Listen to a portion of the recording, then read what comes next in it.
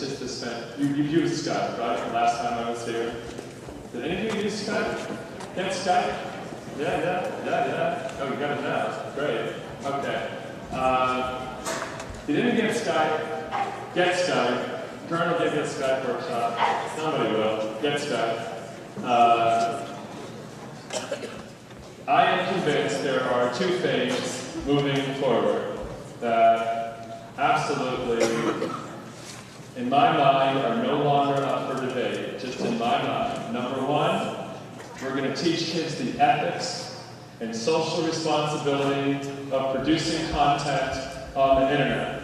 Otherwise, they're teaching themselves without your knowledge and wisdom. Ethics has gone to the top of my list. The second is globally connected work, that we're going to teach people, students, from the time they're 5 until 18, to connect with people around the world and add value to their work beyond the classroom. Those two things, ethics and globally connected kids. So what I want to do is just share with you the expanded blog. So far in blogging, the way I've used it today, it's been asking you for your input, which, by the way, is intriguing, and I think we're going to build on it. We're not going to throw it away. And the second bit of blogging that's happening now is recording student voices in a podcast. So I just want to play for you when I blew the speakers and everything, one more time. This is a 4th grade teacher's blog. Here, let me simply load this up now. Can you see that? That's back on too. Okay. Aaron's Poetry Podcast. Please comment on Aaron's original poem. Now, ordinarily, before podcasting, you would only read the poem. But, in fact, it's not here in that form at all. It's only in Aaron's voice. So if I click on red, the color of sleep, the color of power, the color of greatness and esteem, the color of pride and consequence, the color of loyalty and anger, the color of fire and shame, but all the same the color of love. All right, for 4th graders, that's not bad. But what's very nice, if I go back, because of a blog, then you can collect comments after you hear the poem. And these are just comments. May 22nd, last spring, Elliot, Amanda, Jess. These are just kids in his class. You did a great job. I like the pictures on your poem. There were no pictures, there were pictures in the head of the listener. I love how you went to positive to negative true art. I don't know what that means. How do 4th grade kids even write this stuff, you know?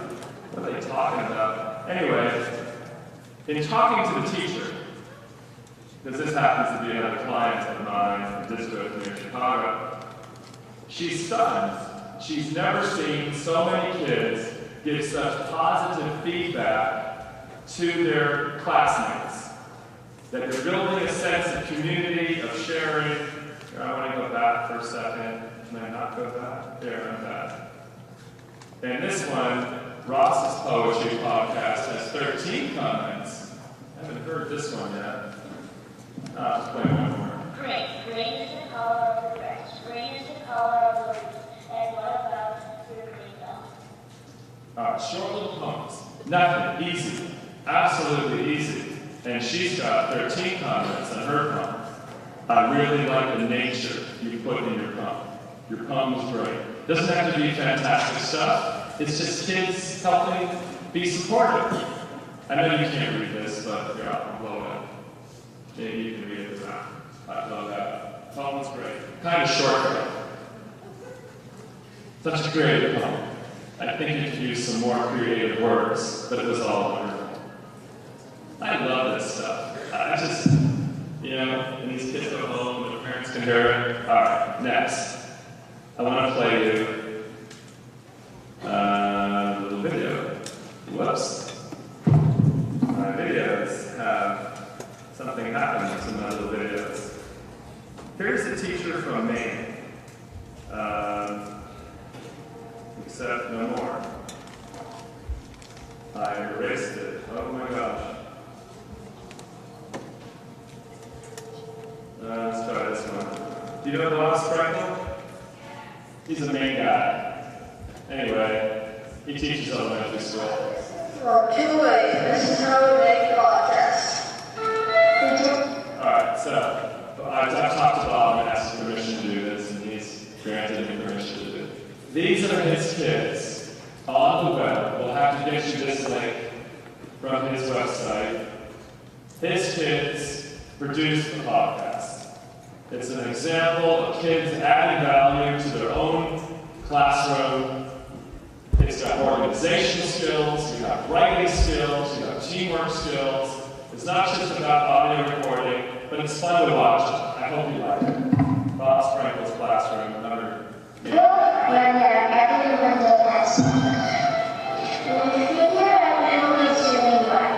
Like Haley and Avery always do math work. We have to write what the piece is, who is doing it, if it is written, mixed, and edited. We learned that this so everything was organized. Hi, we are going to tell you what we use in the podcast.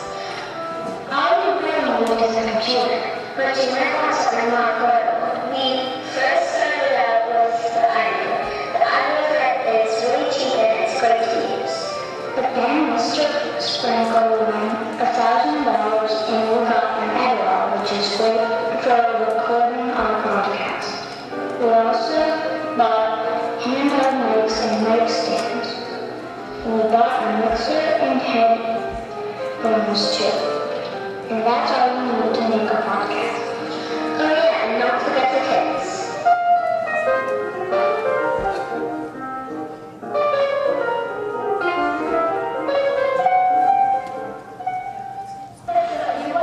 On our podcast, we have different corners. The Swiss Art is one of the many corners on our podcast. We have some new corners this year, like writing with Emily. Corners are one topic. We get to make up the corners as long as it's appropriate. Right, because we want to be funny, but also want to be kind and actually we do want to be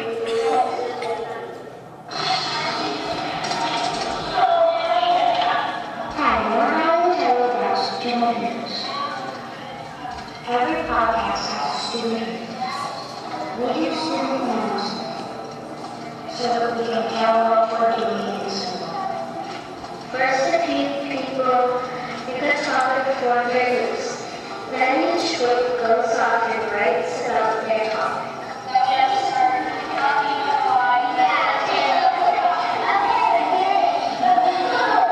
Once each group is finished, we all come together and edit each group's part. Well, when all the groups come together, sometimes A global voice. And do you know Bob Sprinkle? You could call him up. We'll have to get you his contact. There aren't many teachers who are doing this for young children, but there's no reason not to. And again, Kurt, you can teach podcasting. The editing, the mixing, everything these kids are talking about, you can do. And I would suggest that every elementary school, even if there isn't a teacher interested, send a team of kids anyway, so that during the year, if a teacher wants to podcast something, the student comes from another kid. Did I? Power surge. Sorry, guys. What did I do? It's my fault, isn't it? It's my fault. Okay, so I'll tell you what. I'm not show and tell at your tables because I don't have a choice. Is there any two divisions? What I didn't show you are teachers who will be at home sipping wine or having a cup of coffee, and into their computer, they'll be offering a review of the test on Friday as a podcast. So lots of teachers are producing podcasts as another channel for kids to listen to the work in addition to reading it in their notes. More channels can only be helpful. So this year, can you outline, while we're recovering the power, what podcasts can you produce and what podcasts can your students produce? And we'll come back with power in 5 minutes. Sorry. Help me out. All of you do.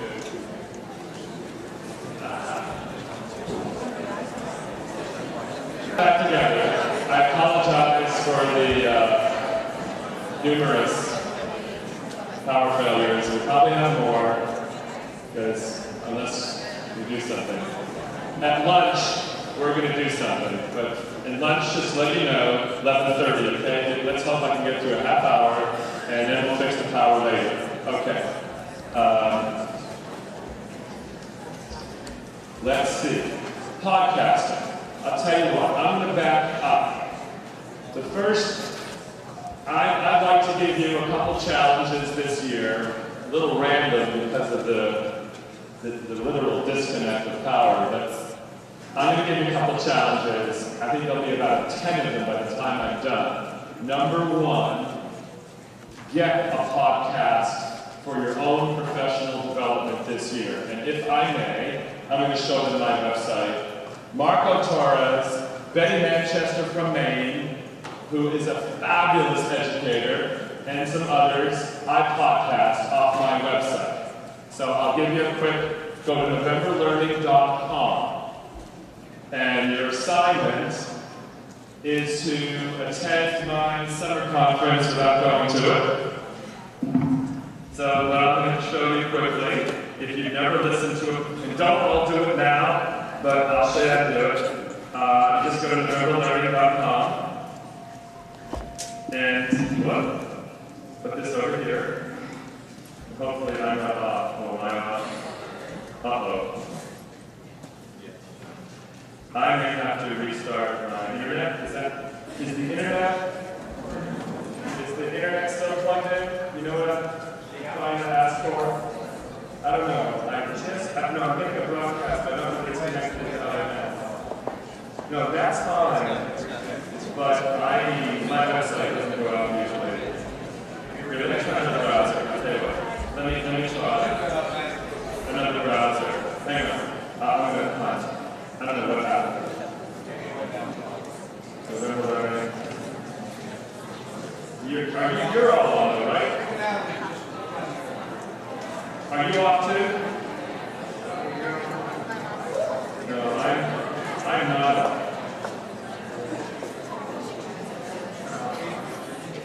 Networking, Nokomis, wireless security.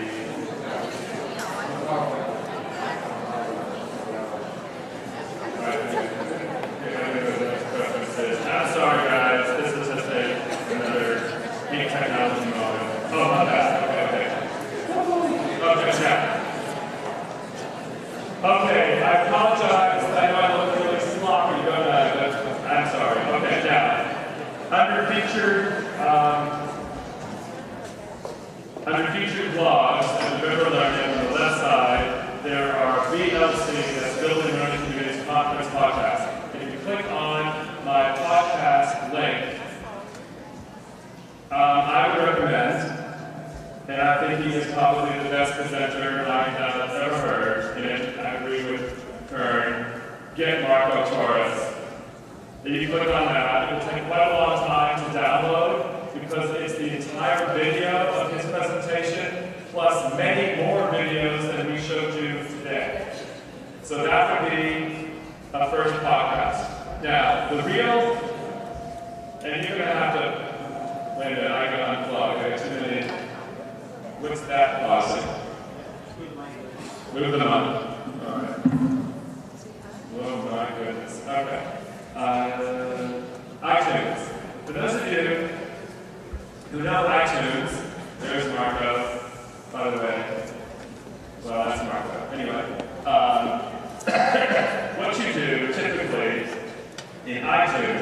is you would go to the music store. Do you know how to use iTunes? Well, some of you do, but quick. You go to the music store. And when you get to the music store, let me go home first. You access the music store.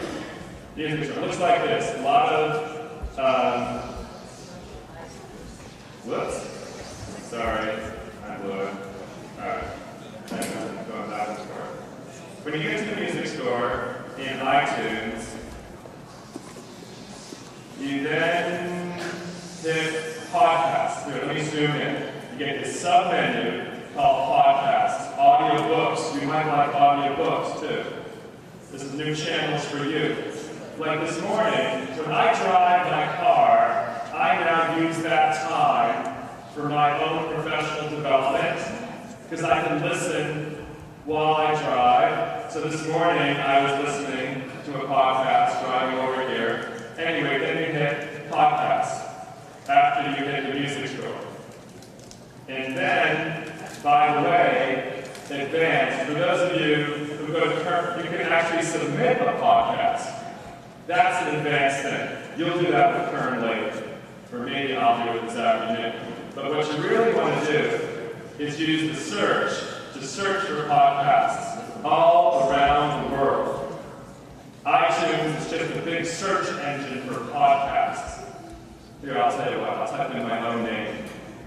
I haven't done this ever. We'll just see what happens. So I type in Alan November in iTunes, and I click the little go button.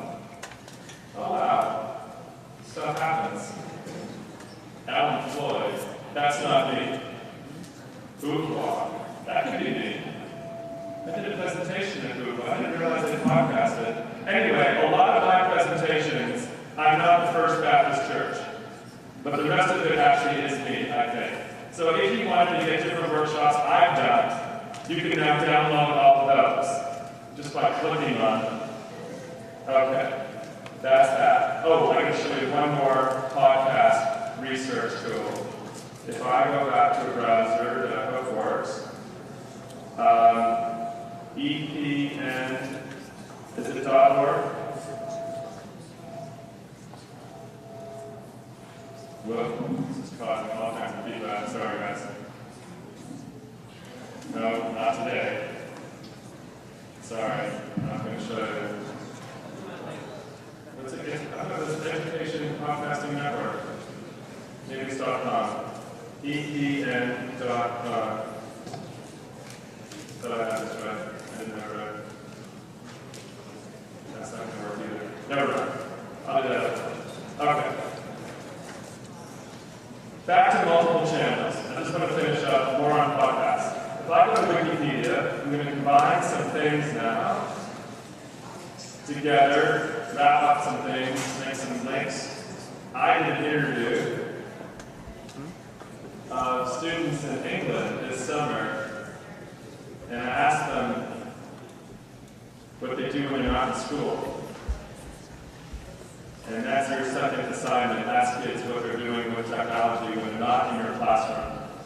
Huge fun. So they're all downloading music, and the principal asked them, what class do you hate the most? And they said English. 8 out of 10 of them said English was their worst class. And this was England. I thought kids in England would love English, but they didn't like English. And I didn't know what they were talking about, so I said, well, which part of English? What are you doing in class? And they said, we're reading Macbeth. And I said, well, how's that go? And they said, we get a book, and we read chapter by chapter. We take little quizzes, and then we take a final at the end, and we discuss it in class.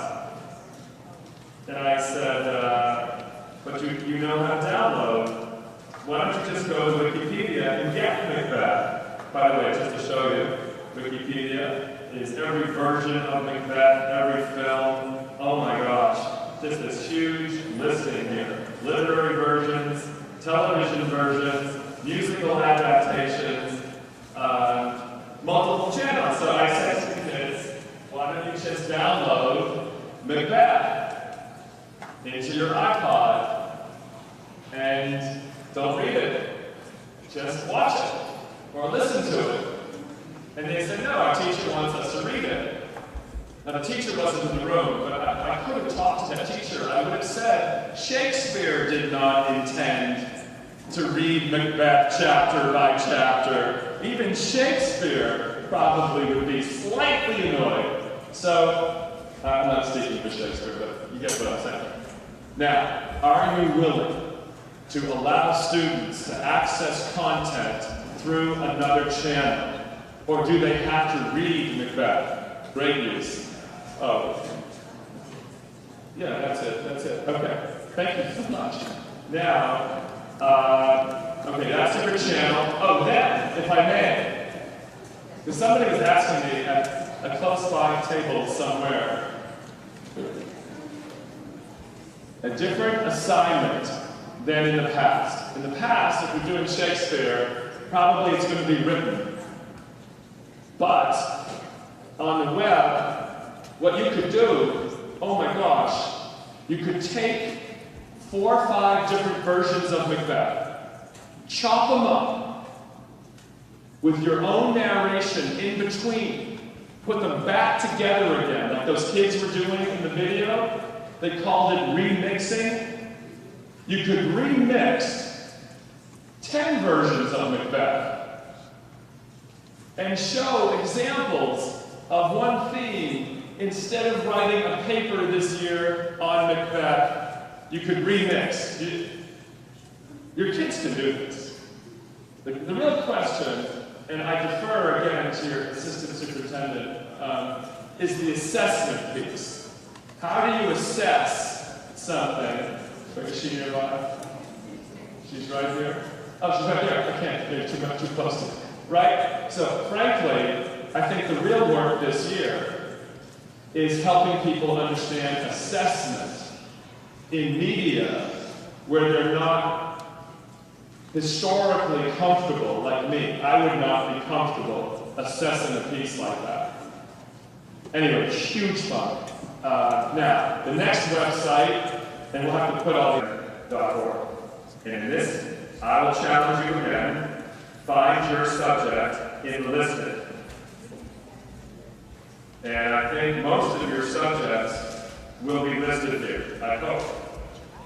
From dance to mathematics, social studies, theater, art, yeah? And you click on one of these, I don't know, I'll do social studies because I used to teach social studies. And then, one of the interesting things is Colonial Williamsburg. And obviously they're professional. Some of these are teachers and some are kids. But Colonial Williamsburg, I know. So I would click on that, Colonial Williamsburg, and it then tells me that it has all these podcasts coming out of Colonial Williamsburg. Jefferson versus Patrick Henry, Jefferson on religion, Patrick Henry, Declaration of Independence. There's just a lot of podcasts here that cover a lot of the beginning of our history in podcast form. From Williamsburg. So if you're teaching history, I think you should have a blog, and you should have all these podcasts, and you should allow your students to tear them to pieces and put them back together again for some analysis. Why did we have the revolution? You tell you're excited, you're just probably hungry. Right? Okay. All right, so I'm going back now. This is a great site. So you have a challenge to download a podcast this year for your own professional growth. And from there, I know you'll take off.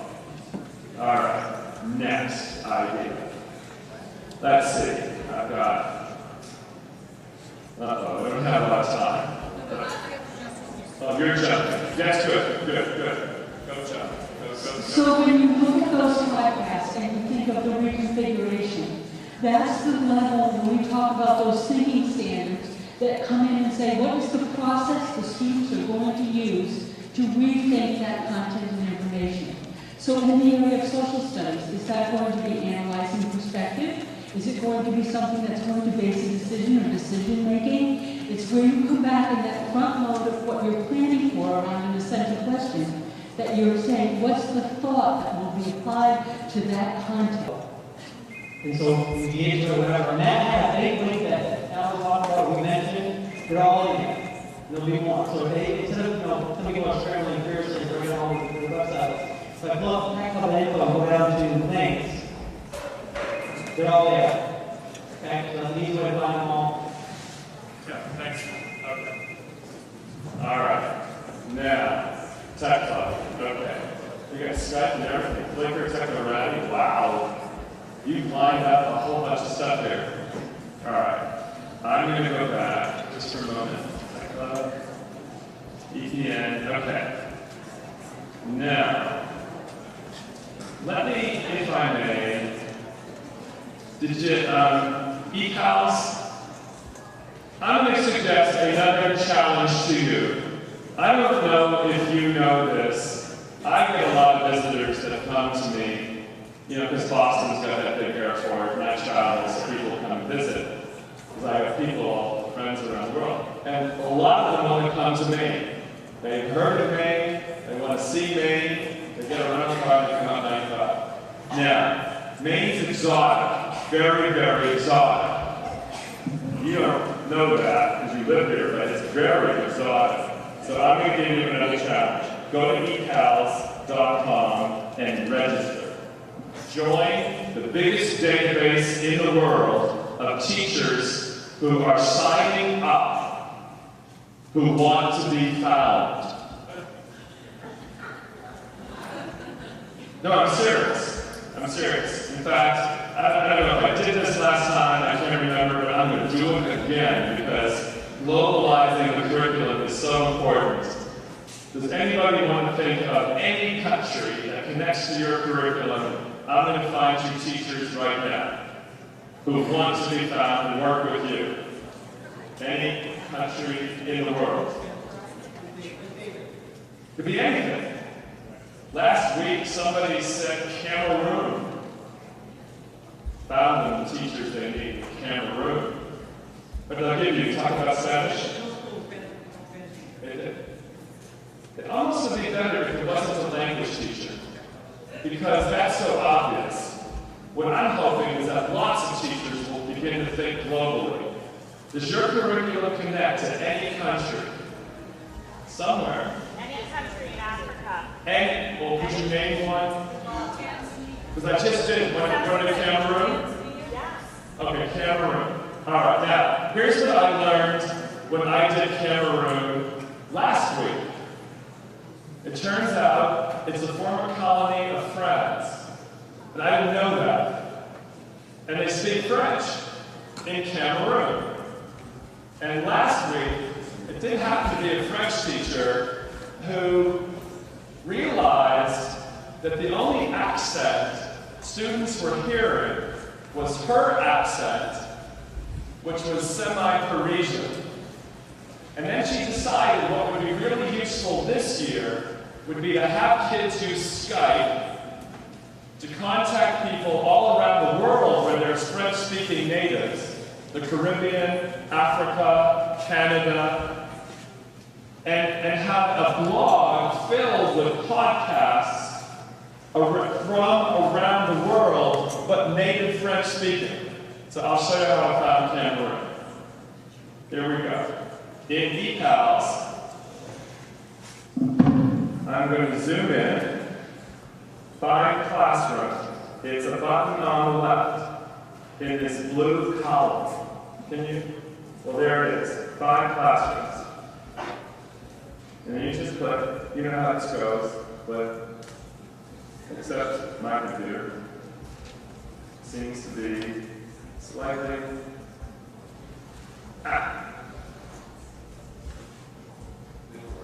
It'll work.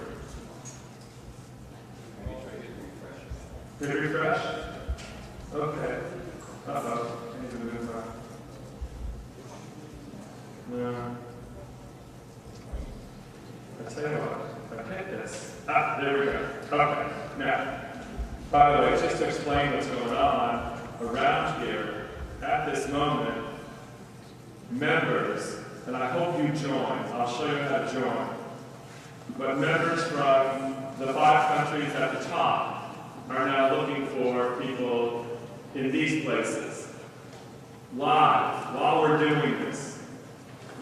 So if you needed France, you can just click on France right now, and it tells you who's on at this moment. Isabel Lises is on at this moment.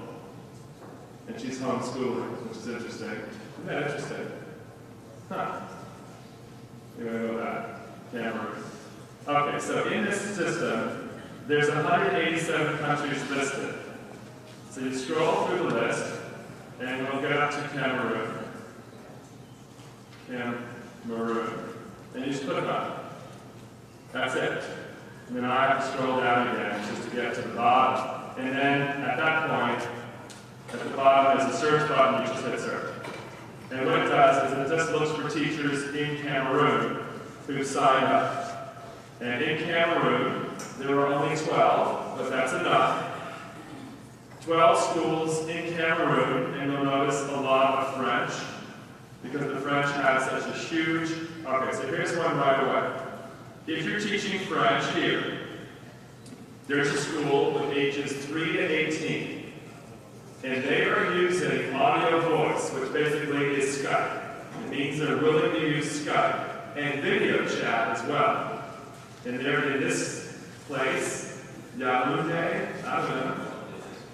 How do you say? Yaoundé? Yaoundé. They're in Yaoundé. And now I can't help you because it's in French. I don't know what they're saying. But they're saying something. But in any case, this teacher wants to be found. They sign up, hoping you'll find them. And further, if I continue to scroll down, Yaoundé again, and this one is in Adam. Oh, gosh. Our first language is French, but we also attach a lot of importance on English. So they want people from English-speaking, age range 11 to 18. These are gifted kids. It doesn't matter if they're gifted. If you're studying Africa and you're giving kids an article to read about Africa, that's good. But today, there is a network of teachers in 187 countries, Afghanistan, Zimbabwe, just to get the A to the Z, who are wanting partners who speak English. I'm hoping that this year, in science, in literature, in history, geography, art, music, even mathematics, there's just endless connection to global partners. And when we were talking, I would suggest one of the things about blogging that I didn't mention to you, and if you'll have Karen, let me know. In our blogging software, you can have multiple owners of one blog. So a teacher in Cameroon and a teacher in Maine can share one blog. And so each teacher can post,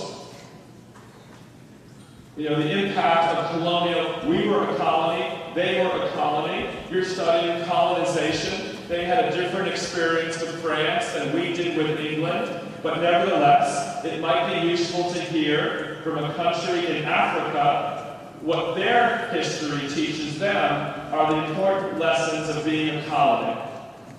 So now you have this comparison running, and your students are posting to the same blog, making comments to each other, and frankly, they speak English, but they also speak French.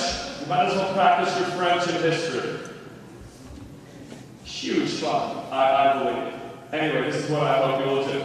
At ecals.com, and I'm going to sit back and forth again. Probably make you seasick, but I want you to see. Let's see.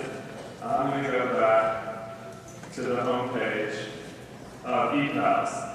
And when you get to the home page, there's a place where you can register, and it's free. And then you describe your classroom. You create a profile of your classroom.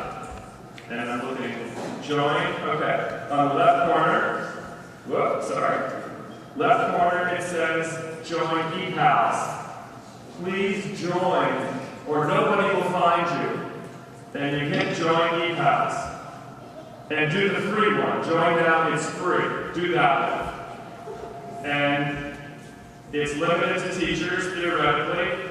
And you get built-in email translation in up to 8 languages. If they have to translate, they give it to you, okay? And then you get an account, and then you'll be listed.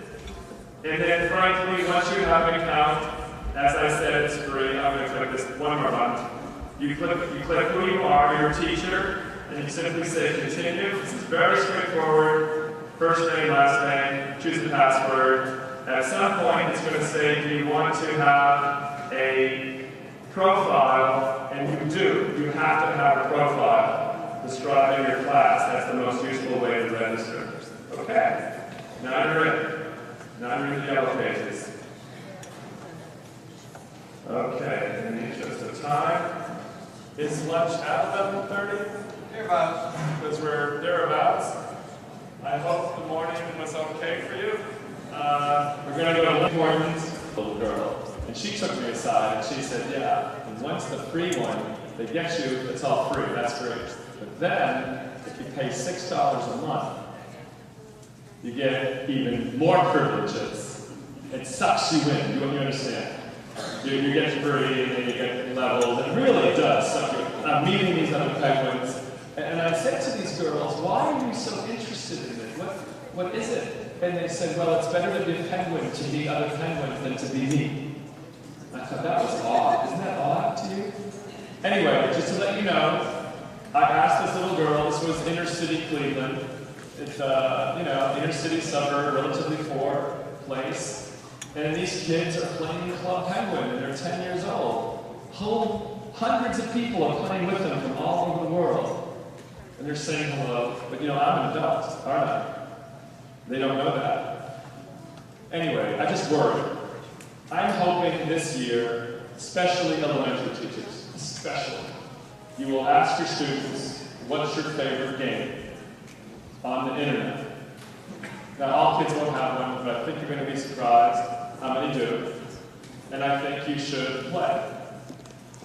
And then I think, thoughtfully, obviously, you'll have some guiding behaviors that you'll hope they'll abide by. In fact, let me kind of talk more about ethics. After lunch, just a little story time, let you digest a little bit. I went to 2 schools last week, high schools. In each high school, Catholic high schools, private, tuition, they kicked the kids out.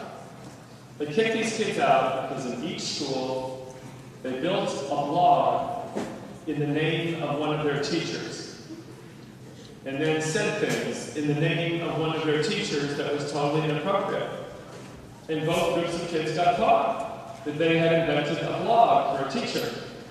And they got called in the principal's office, and eventually they got expelled. And they said, why? Why are you expelling us? And they said, well, you said all these inappropriate things. And the kid said, but it wasn't for you to find. It was just a spoof. And the principal had to say, you put it on the internet. The whole world could see it. So, and these are bright kids in both cases. They're gone. They're no longer in those schools.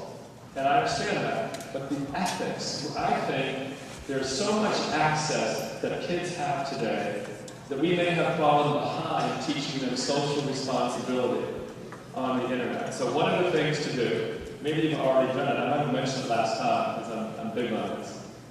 Get a team of kids together. In fact, are the kids still here? High school, right?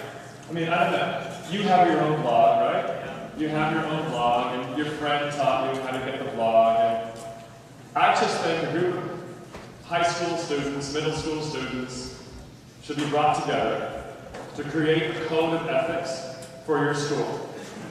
You craft what's good behavior, what's good content, and what isn't. So that when you're not in school, I don't mean an acceptable use, I mean when you're not in school, you help create for your students a teachable moment of guiding social responsibility. But I would invite the students to help write the code of ethics. Is that a reasonable? Oh yeah, he says, oh yeah. I'll give you another example, one more example if I may. A teenager was applying for a job and was a finalist for this job. She really wanted this job. But as I may have mentioned to you last time, do you remember TechnoRabbit? TechnoRabbit is a search engine, as I showed last time, only searches for blogs. So the employer types in the name of this student because he wants to hire her. But she has a blog criticizing the people who work with her in her current job inappropriately. She has a blog, and she's dishing her workplace. And she shows up for this final interview, and he just says, you're not getting the job. And she says, why? And he says, because you have a blog, and you are saying inappropriate things in your last job. I can't hire you. Have the whole world see what you're going to say. She didn't get the job. Anyway, there's another moment. I'm going to show you something here. If I may. Last time I was here, I showed you a website, and it no longer is available. I'll give you this challenge. I'm going to give you a challenge. Here. Oh, I have 13 coins. I won! I'm rich. Oh my gosh. Now I can do other things. I can say hi. You should go. Look, there's Jeff in 45. And I can say hi to her, I can send her, I can add her to my buddy list. I can do all kinds of things. I can send mail, I can chat right now, but no time to play. Okay. Here, I want to show you something a lot more serious, although this is pretty serious too. The poor little penguins. Go back to my website. And on my website, I have, as I think I showed you last time, information literacy stuff. All kinds of stuff. This is from last time. Let's see. Websites invalid. And I showed you this Holocaust thing. I think. Is that enough? Well, in any case, it says, the site is no longer available. Please contact the owner for further information. You can find that through the online directory of Northwestern. Okay. On your mark, get set, go. Find that website. It is on the internet. Northwestern is not telling you that it really is available because once you put content on the internet, it is always on the internet for the rest of your life.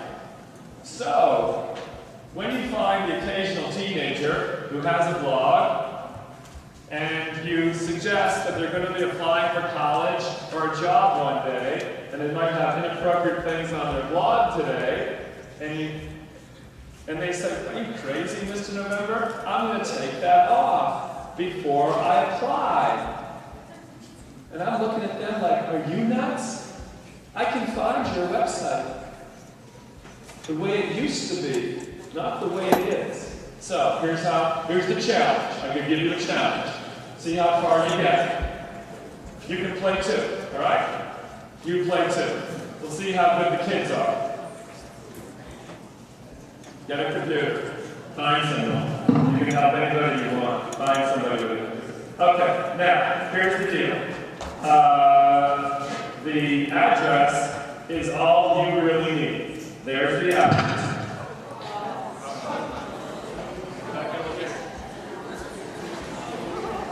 Okay. Well, this is good. Be an activity. I won't have to yell at you. Oh, it's off. Okay, go to NovemberLearning.com. Here, I can get it for you. Are you still on? Is the internet on? We lost everything? Okay, no matter. They'll fix it. We need to, you know what we need to do? All the extension cords that are running around, we're going to have to unplug half of them. So you can really tap into it. NovemberLearning.com, and let's hope I'm on. Oh, it's going to take a while because once I'm off, I'm going to set it in, I think. No, it's good. Excellent. Oh, I'm so excited. Okay, under quick links, information literacy. Click there. And then go down to the third one, websites to validate. And click on that one. And then you've got it as the first one, short introduction to the study of the Holocaust. Click on that one. Now you come to this, and you don't agree that it's unavailable. You're going to get it. Remark, get set, go. Get it. Do you know how to get it? Yeah, I want you to find the site. There's the address. Here's what you need. The address is http://northwestern.edu/Shirley-A-Bus. That's the address. And I'll tell you what, if you don't know how to do it, I did not teach you this. I didn't teach you this. Okay, but this is what will turn teenagers green faster than anything else. Because when you show, do you know how to do it? You don't know how to do it? Come on, you're a cool kid. You should be. Kids your age can always. Okay. No, this is it. I gotta tell you. Here's what you do. You copy the address. You highlight it, copy the address. Do you know how? You just highlight and copy. Then, after you copy the address, http://pubweb, go to archive.org. I did do this last time. Archive.org. And when you get to archive.org, it has the Wayback Machine. Here, I'll do it with you. Okay, so I highlight it, and I go to copy, then I go to archive.org, then there's the Wayback Machine, and I get rid of the HTTP. That's a free one, you don't need the free one. So I get rid of that. And then I'm going to copy paste it, and then paste it in the Wayback Machine, and then click Take Me Back. And then I'm going to click on February 11th, 2004, and I got it. There's all the content Northwestern tells me is no longer available on the internet. It's right there. Now, this is important. The kid who knows a lot doesn't know. This is really important. There's all kinds of things you've got to know. If you're going to have a website, you have to know that when you erase it, it's not gone. You have to know this. Right? Right. He gets it really fast. Any questions? It's just a little trick. It's nothing about entertainment after lunch. It's all it is. But you should know this too. Okay. Are there any questions? Yes?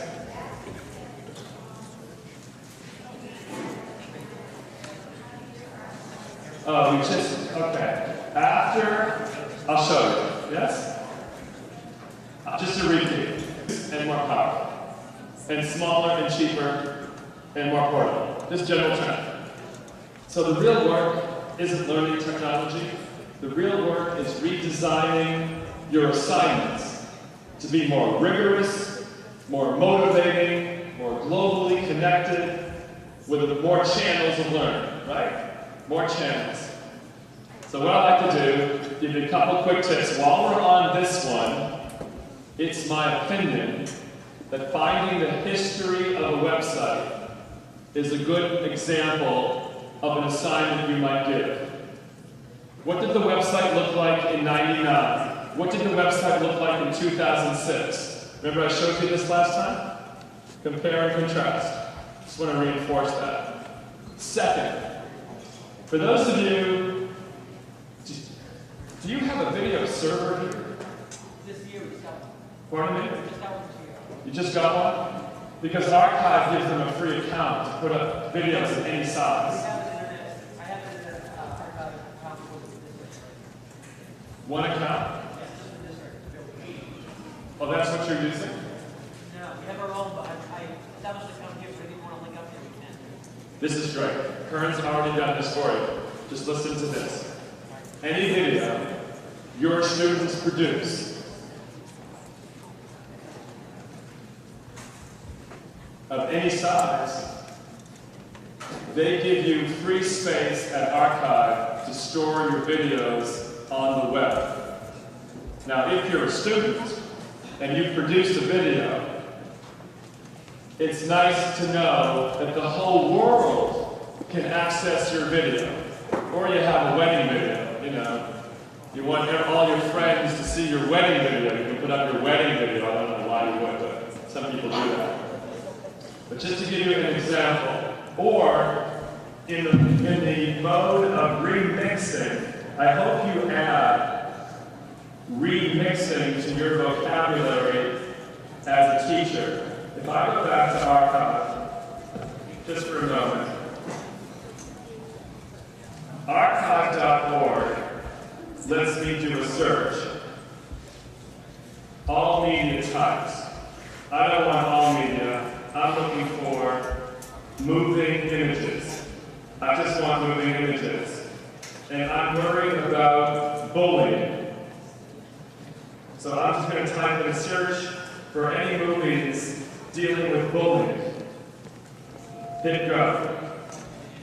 And as an example, I think it's going. I have to check. I'm also on the web. I'm a little sensitive now. Yeah, good. Okay, so here's the results. High school students and parents discuss stereotypes here. I'll blow this up for you. Bullying in high school gets a lot of stars. Voices on bullying and exploration of bullying from youth. New Trier High School, bullying. I used to live in that district, good district. So what we have here is a public domain library of videos kids have made on bullying in high school and middle school. Then I can click on them and get them for free. So you might do this. If your students are going to produce a video, the first thing I would do is I'd say, well, all right, who's already produced that video?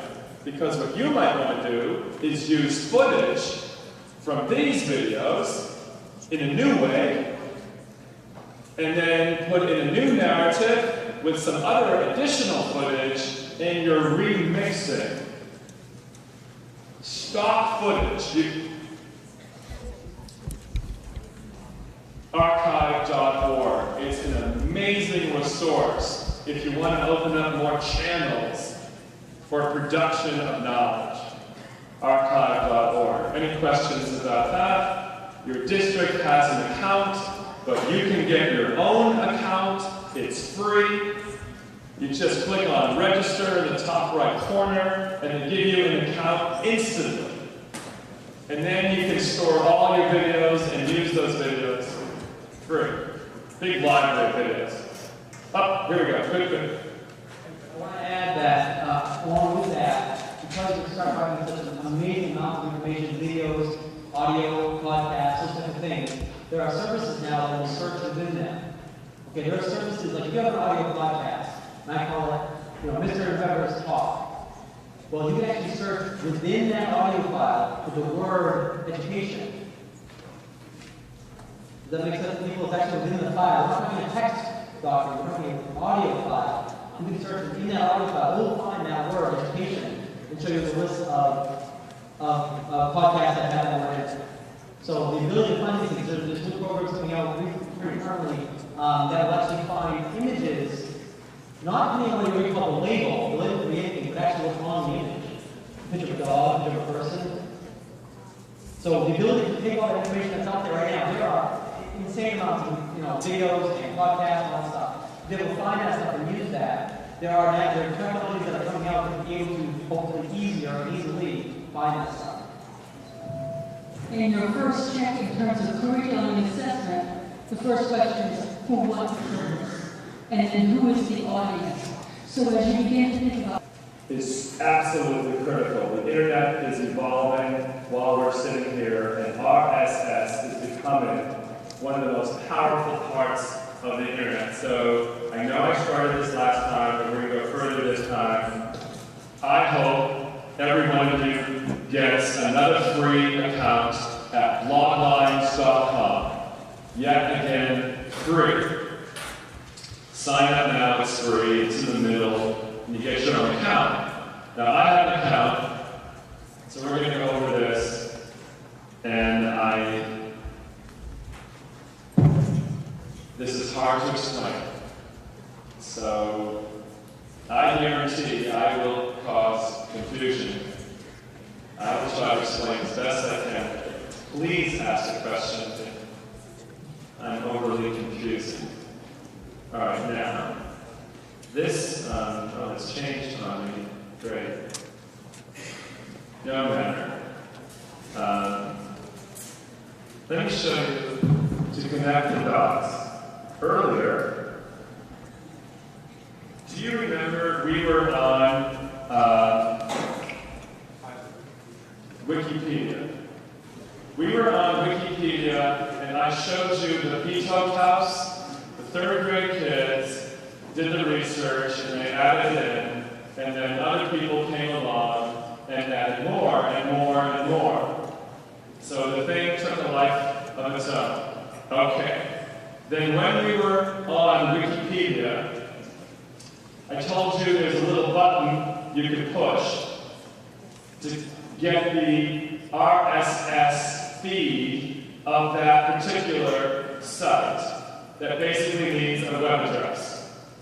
Then what I did is I took the web address only from the Beethoven house part of Wikipedia. Just that one section of the encyclopedia, and I pasted it into my Bloglines account. Now, because I check this every day, if there's any change in what my kids produce at Wikipedia, I'm informed in my Bloglines account. And in fact, I don't know how this happened, because I just did this yesterday, just to show you guys, just to get ready for today. Do you see this Beethoven house?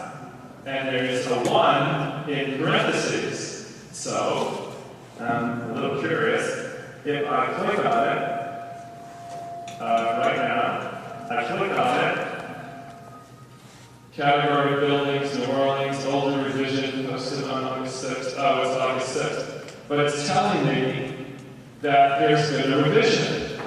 And then I can go click on it, it takes me right back to the Beethoven house, and I can see that he put in houses in Louisiana, history of New Orleans. He added these categories to the content.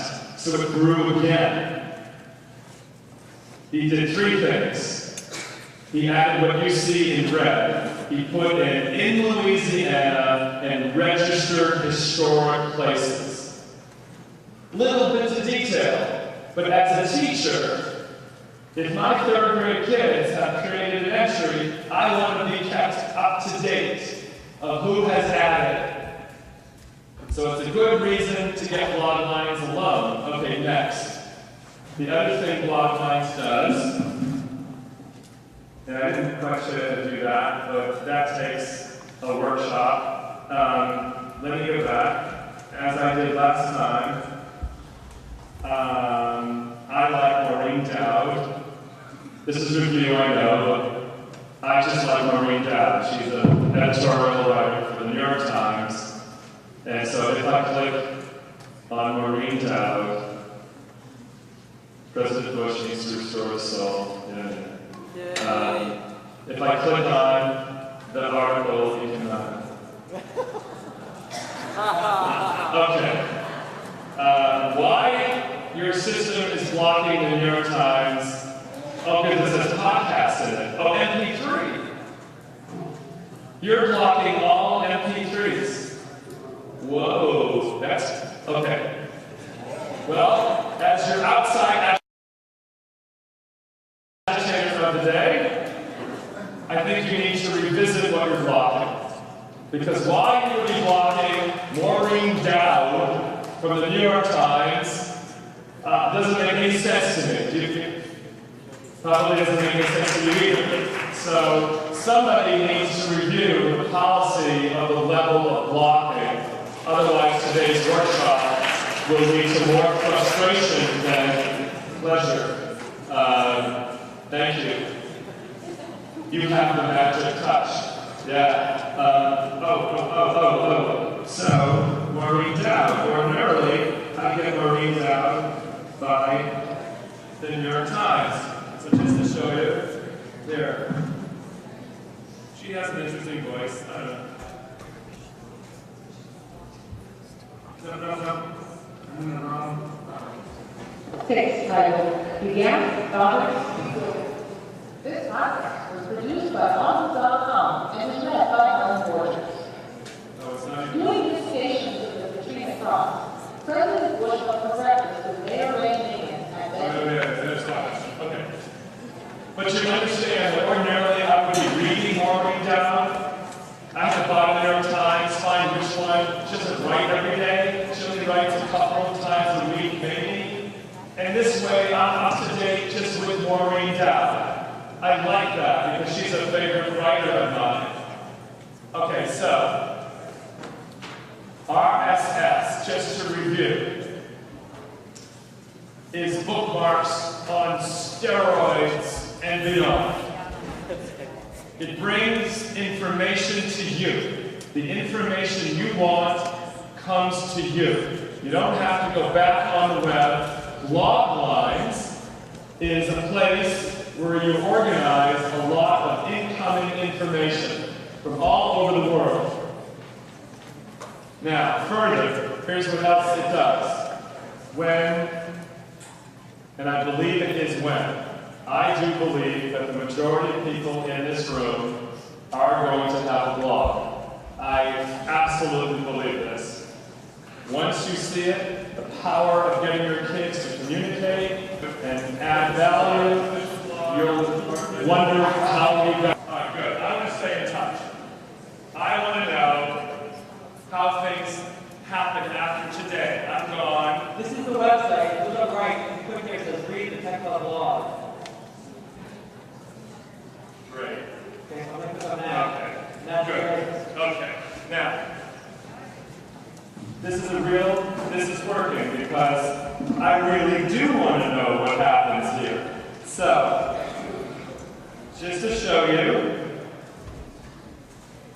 any blog has an RSS feed. So all I have to do is copy the web address again. Same thing. I am copying techherblogspot.com. That's all I'm doing. Copy. So far, just copy the web address. You want to track what goes on this website. Next, I go back to bloglines.com.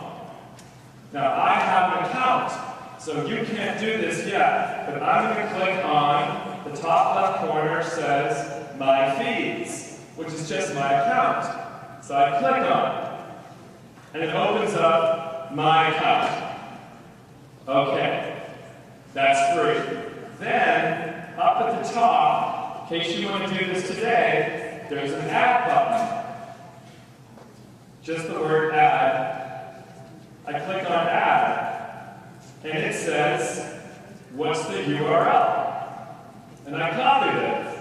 So now I paste it. That's it. Then I say, subscribe. And it does this. It says, which one do you want? Do you want the first one or the second one? What I do is I look for the one that has RSS in the address. And this one has RSS. Do you see? So all I do is check it. TechCurve. I check it off. Then I can create a folder, new folder. You know what? I'm going to create a new folder. And I'm going to call this folder Innovative, because I'm going to start this now, from today, Innovative Clients. That's what I'm going to do. Innovative Clients. And I'm going to click OK. I want a new folder. And then I'm going to go down. It's an Innovative Clients. I'll make some notes, and I'll say, I can say some things. At the same time, I'm not going to say anything now. I can just make notes. I can say, Kern and his team are creating this amazing opportunity for teachers to expand the boundaries of learning. But I'm not going to. I'm just going to hit subscribe. There's a button at the bottom. I have to hit subscribe again. It's the second time I've hit subscribe. Don't forget the second one. I hit subscribe. I know this is boring. Hang with me. Now, Kern, help me. My eyes are not so good. There it is. Okay. So, I have a new folder called Innovative Clients. And I'm going to click on the folder, and it says, inside is Tech Curve. And I'm going to click on Tech Curve, and it's bringing me Marco Torres' movie. This is what he just put on. I have it coming to me. I don't have to look all over his website to see if he has new content. His website just sent the latest additions to me. And then all I have to do is click on that. If I want more level of detail, and I read this and I say, yeah, I want to know introducing the Tech Curve, what's Kern saying about that, and it takes me right to that spot, I can comment, and I'm in and out. And I can manage a huge amount of information right from my own table of contents in blog lines. From morning down to Innovative Clients to Scientific American feeds. Oh my gosh.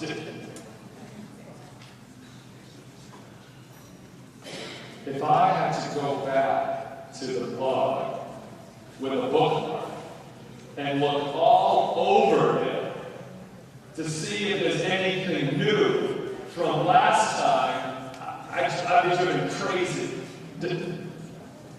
Oh, that's a waste of my time. Frankly, when I bookmark, I usually never go back again. Do you go back to every bookmark to find out if there's new information? RSS, just trust me on this. This is a powerful application. It's boring to teach, but once you got it, you got it, and Kern can teach you. Powerful. Any questions for me right now? I just bored you out of your mind, didn't I? Think that, yeah.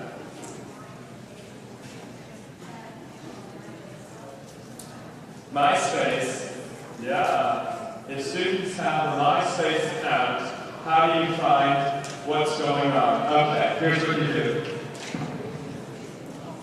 MySpace.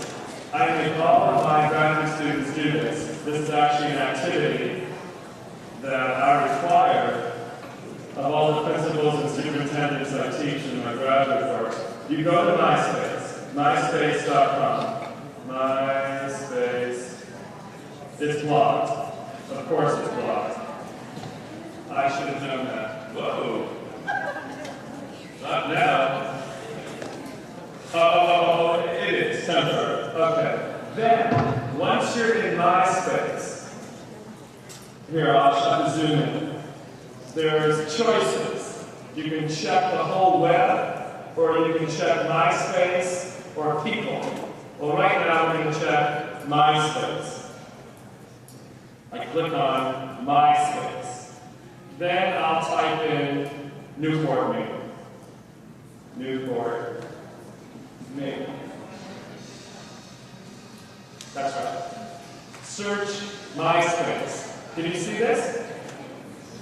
Search MySpace. And you click on that, like a search engine.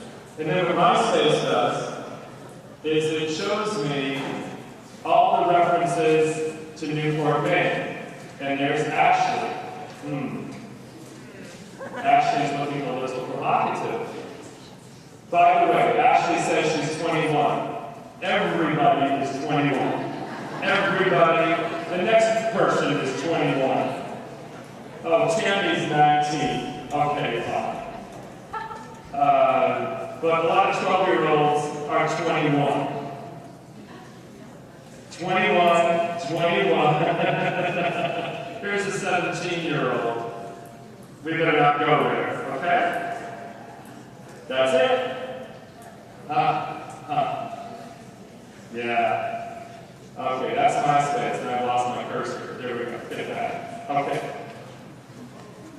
All right, one more time. If you want to try blog lines, let me just go back and finish that one up, and then I promise you I won't hit this over the head. What you do, in the center, it says sign up now, it's free. Very center. Hit that button. And then you're going to get an email address. You create a password. And then you just simply click register. After you click register, it sends you an email. You have to go get your email. And there's a link in the email from Bloglines. You have to click the email link. And it takes you back to Bloglines. And you're ready to go. Yeah, okay. Further, while we're here, I didn't tell you, Bloglines is a search engine also. This is very important. Most websites do not have RSS feeds. Only blogs do. And things like Wikipedia, the majority of websites do not have RSS yet. We're in a transition. So if you want to use a search engine, for example, let's say you're a science teacher, you will get Scientific American, you type that in, and you click, you have a choice now. This is a very useful search engine. You can search for posts in blogs. You can search for feeds. Search for feeds. I made a choice, search for feeds. Then I click go, and what the Bloglines search engine does is it takes me to websites that deal with Scientific American. This one says it's the official RSS feed. Because I have an account, this is making it even easier. All you have to do is hit subscribe to the feed. If you use the search engine, it finds the feed for you, and that's what you hit. Subscribe to feed. And this one says, what level do you want? And I'm going to say, I want a new folder. And in this folder, it's going to be science feeds, because I'm a science teacher. Science feeds. I'll say, okay. Now I have another folder. I can organize that into that. And I didn't even have to go to the site to get the feed, and I say subscribe. And at this moment, did it do it? So okay, at the bottom, here's my new folder. I click open the folder. It says I'm getting a Scientific American feed. I click on that, and boom, there's all the latest content up to today. Yesterday, day before, blood transfusions might aid the treatment of bird flu. Click on that, and I've got the article. I don't have to go to Scientific American to know what's the latest thing today. It sent me that message. Is that clear? Yeah? Okay. I think I probably put you all to sleep with this. But it's important. Okay, next. Is it 125? Uh-oh.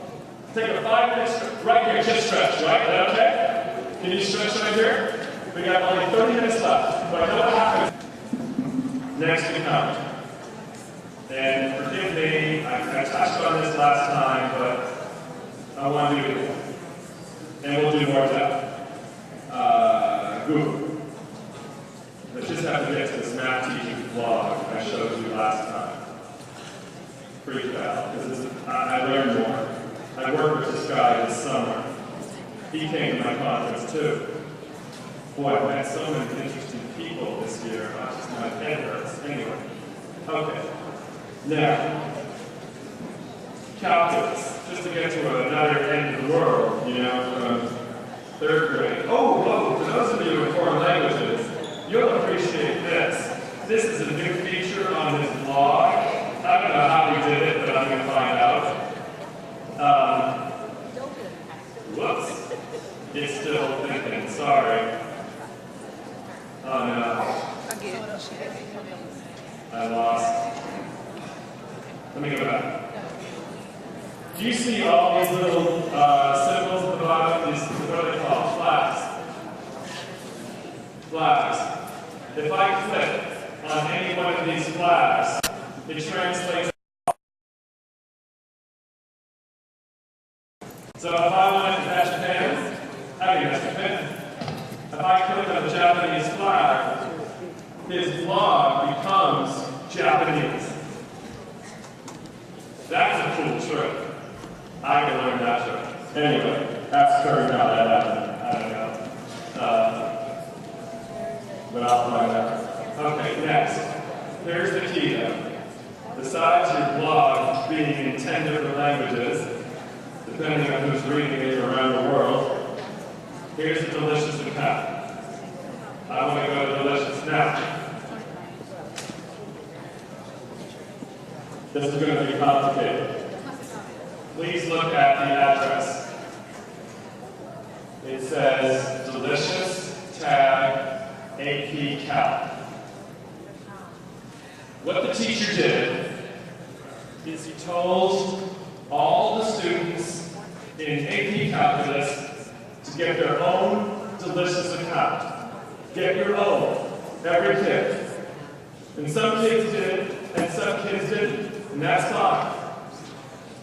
But what he said to every kid is when you find a wonderful web address in calculus, use a keyword to describe it called AP Cal. So everybody in the class is using the same keyword, AP Cal, when they identify a website. So, right here, Arab B, he's chosen Math Tools. Arab B again, Calculus Tutorial. Sophia has chosen Calculus Help. So if I click on Ara's name, I come to Ara's account.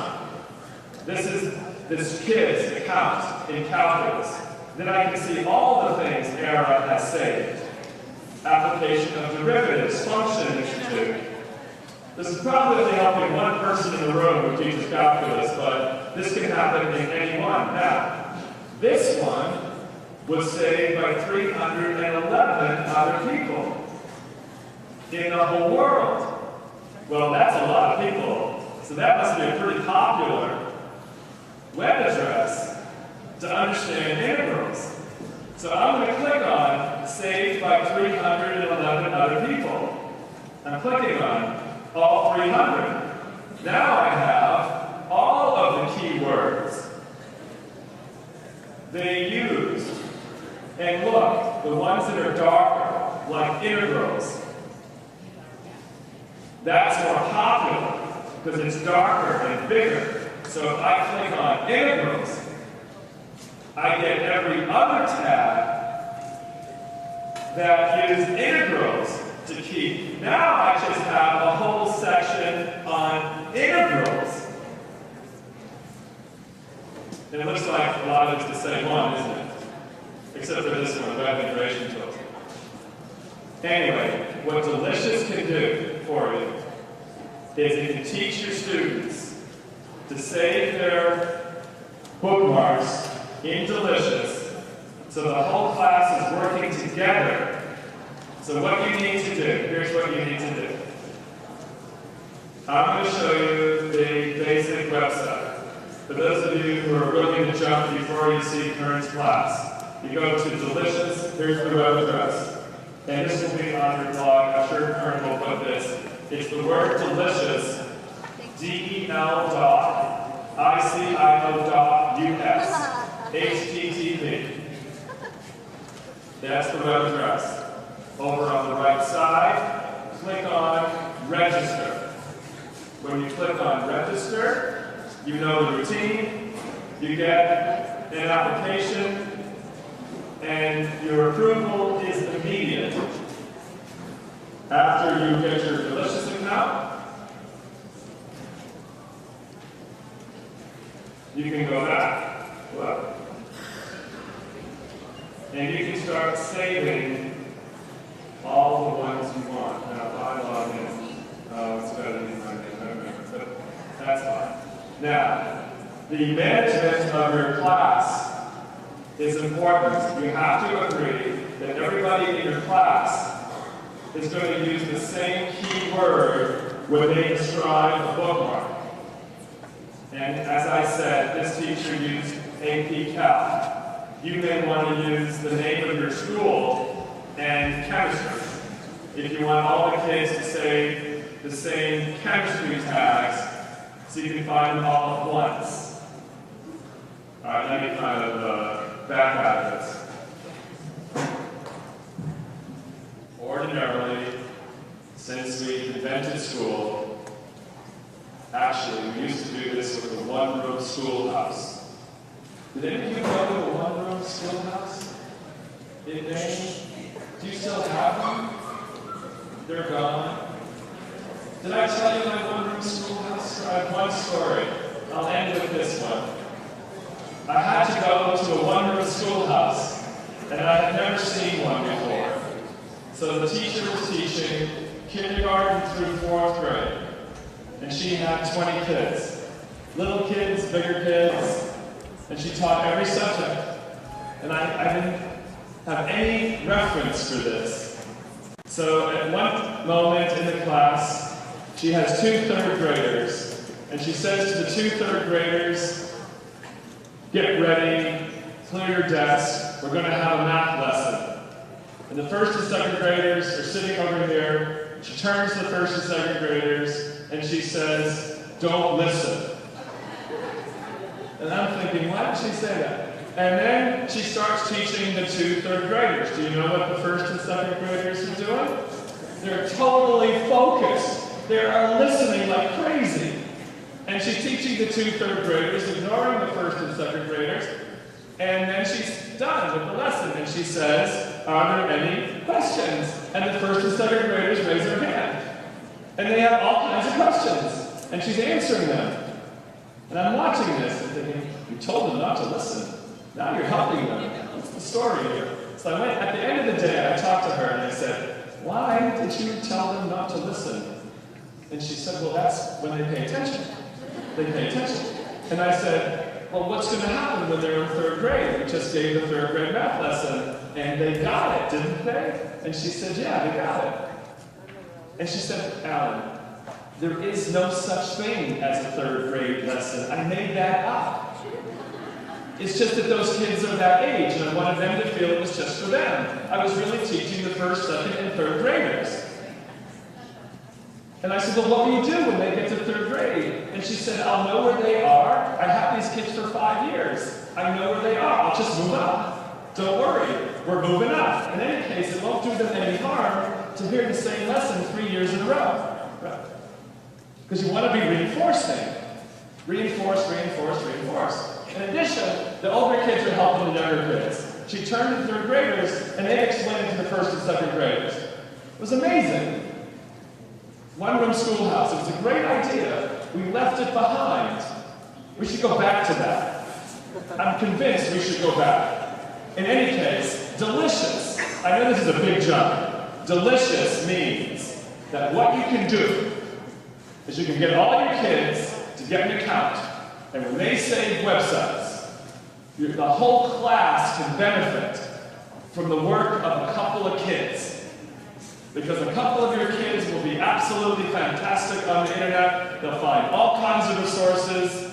They'll tag it with your class name. There'll be one account, and all the kids in the class will benefit from the work of a few. It's just a way to help build teamwork and a sense of community. It's a stretch, I know, but try delicious, kernel follow-up. Okay, now, we got a little bit of time, not a lot of time, this is good. At your tables, just imagine you can do all this, even if technically you can't. You can podcast, you can blog, you can build community with people all around the world. You can build a sense of continuous flow of information. You can RSS feed, information's flowing into you. Just imagine you can do it. What assignment will you design that's different from anything you've ever given? Okay? Say hi to your neighbor one more time. Think of the design of an assignment. Then when you come see Kern and he teaches you stuff, you'll already have some ideas of what you want to do with it. Okay? Okay. One more time. Interested the most. And he came to a leadership school design workshop that I did. And I actually am trained as a designer, architect in a past life. Although I didn't have any design talent, so that career ended fast. But I learned a process that if you want people to really think about a new school, and your superintendent tells me in the future, one's coming. You got a new high school coming. So what I did in the workshop, if your student attended, is you got to get to an extreme position. I told people, imagine the Asian bird flu comes to Maine, which is not unrealistic. And the Department of Health in Maine shuts down every school. Just shut them down.